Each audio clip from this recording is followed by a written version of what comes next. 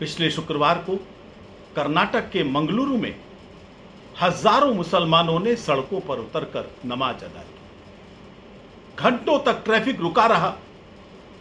School से आ रहे बच्चे अपने वाहनों में फंसे रहे। एम्बुलेंस रुक गई।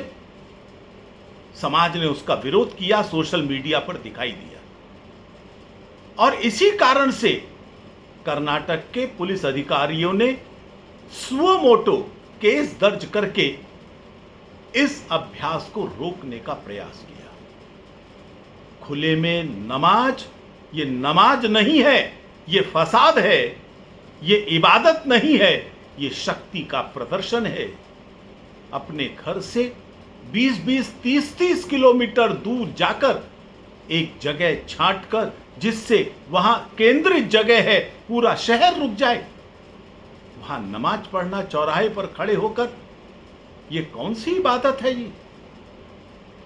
और इसलिए वहां की पुलिस ने जब कार्यवाही की, पूरे देश ने उसकी तारीफ की। राजनीतिक दबाव था या क्या था, वो केस वापस ले लिया गया।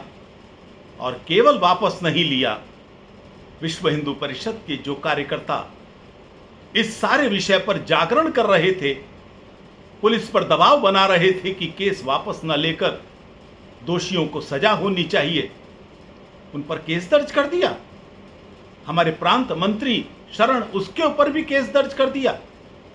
यह किसी हालत में स्वीकार्य नहीं है।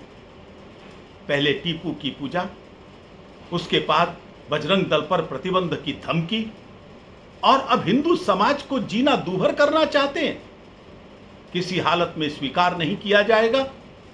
हमारे कार्यकर्ताओं पर बनाए गए केस वापस होने चाहिए, और जो खुले में नमाज पढ़कर ट्रैफिक को रोका गया, शांति भंग की गई, वहां के लोगों का जीवन दूभर किया गया, उसके लिए जो केस बनाया गया था, वो केस दोबारा से उन लोगों पर बनाया जाना चाहिए जिससे कोई और हिम्मत ना कर सके। यदि हमारे कार्यकर्ताओं पर बनाए गए केस वापस नहीं लिए, तो राज्यव्यापी आंदोलन करने के लिए हमें मजबूर होना पड़ेगा।